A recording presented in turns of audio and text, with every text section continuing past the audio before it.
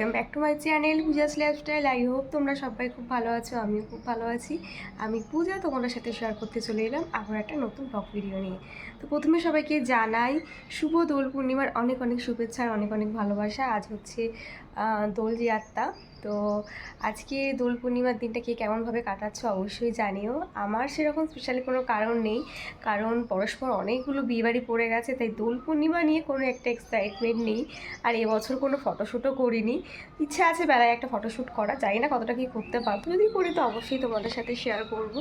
এখন আপাতত রেডি হয়ে নিয়েছি স্নান টান করে সকাল সকাল। এখন ঘড়িতে বাজছে ঠিক সকাল 9টা।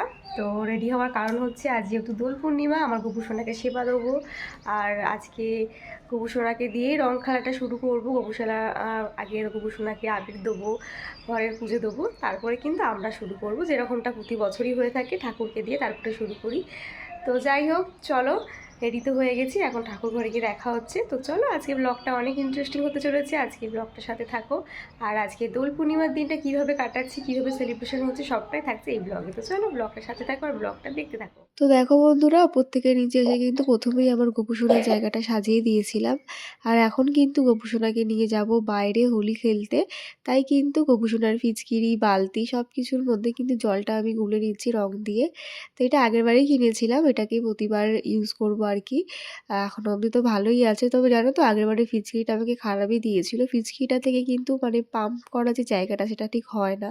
তাই কিন্তু মাম্মামেরও যেহেতু প্রতি বছর নতুন ফিচকিরি আনা হয়, সেটা দিয়েই কিন্তু গোপুসোনা হোলি খেলে।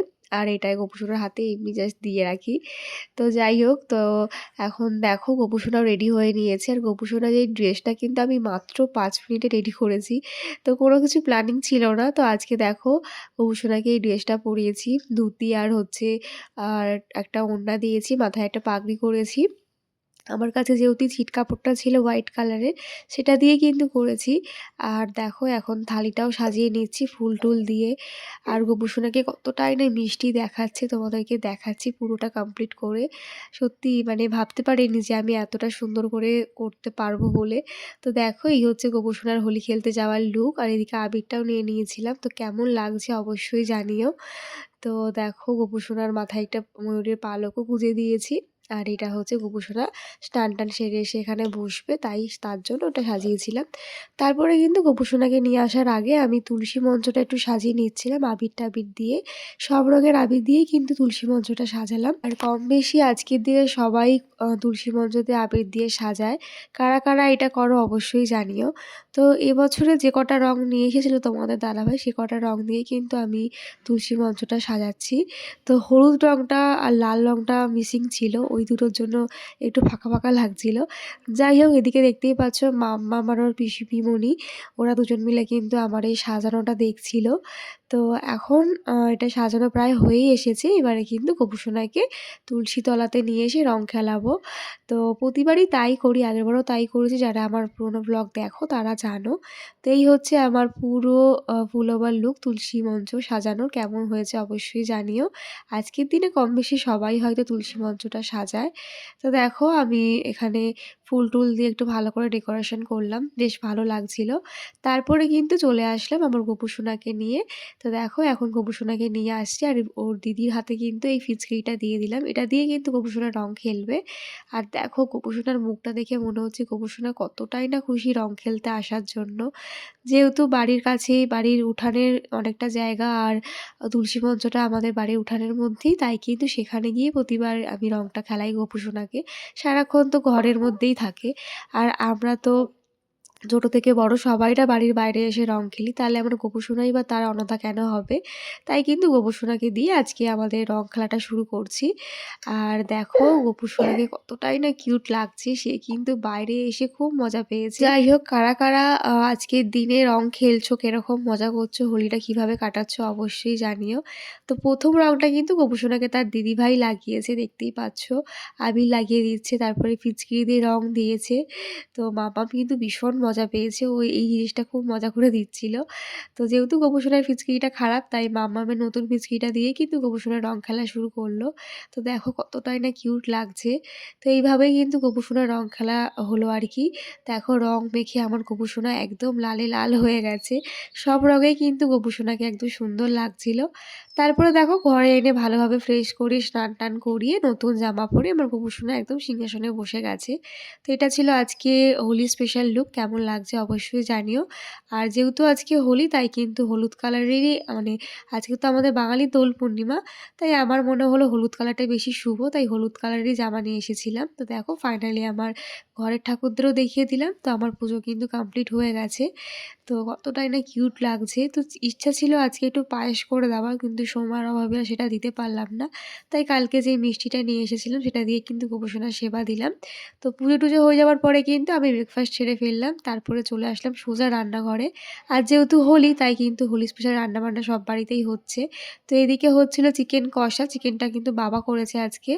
আর এদিকে আমি বসিয়ে দিয়েছিলাম স্টমাক আর হচ্ছে মিটের একটা চচ্চড়ি টাইপের, যেটা তোমার দাদা ভাইয়ের আবদারে আমি করছি। শুধু দাদা ভাই না, আমার দেওররা আবদার করেছিল।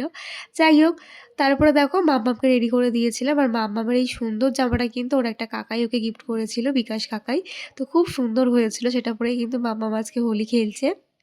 আর এটা হচ্ছে আজকে আমাদের ৩ জনের ফুল ওভার লুক। আমি একটু ফটোশ্যুটও করেছি, সেটা তোমরা আমার প্রোফাইলে দেখেই নিয়েছো। তারপরে কিন্তু শাড়িটা চেঞ্জ করে চুড়িদার পরে নিলাম হোলি খেলতে যাওয়ার জন্য। ভেবেছিলাম এবছর আর হোলি খেলবো না, যেহেতু সামনে অনেক কটা বিয়েবাড়ি। তবে মনে হলো বছরে একবারই হোলি আসে, সেটা না খেললে কি আর হয়? তাই কিন্তু আমরা সবাই মিলে হোলি খেলতে চলে আসলাম আমার কাকি শাশুড়ির বাড়িতে। তো এখানে সবাইকে একটু পায়ে আবির ছোঁয়াবো। তারপরে কিন্তু একটু রং খেলবো। তো ইচ্ছা ছিল না আজকে খেলার, কিন্তু ভাবলাম যে এটা তো বছরে একবারই আসে, না খেললে কি আর হয়? আর আমরা যেহেতু এখন রং খেলি না, আবির খেলি, এটাতে তো কোনো ক্ষতি নেই আবির খেলতে। আর আবির খেলে মুখে সেরকম একটা দাগও হয় না। তো দেখো এখানে এসে দেখি সাথী অলরেডি রং খেলা শুরু করে দিয়েছে। আর আমার আরেক যা মাম্পিদি, তোমরা তো দেখেইছো আগের দিন আমার ব্লগে। তো মাম্পিদিও এসেছিল সবাইকে রং মাখাতে। তো দেখো আমরা সবাই রং মেখে ভূত হয়ে গেছি, দেখতেই পাচ্ছ মাম্পিদি মুখের অবস্থা কী। তো যেহেতু আমার মুখটা ফাঁকা ছিল তাই কিন্তু মাম্পিদি একদম আবির মাখিয়ে আমাকে ভরে দিয়েছে, পুরো ভূত করে দিয়েছে।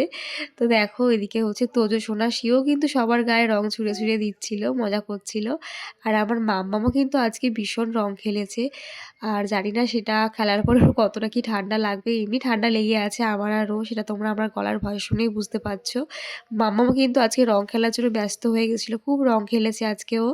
তো ফিচকিরি নিয়ে তারপরে আবির মেখেছে। ও কিন্তু আমাদের সাথে ঘুরে ঘুরে রং খেলছিল। দেখো এখানে সাথীকে মাখিয়ে দিলাম।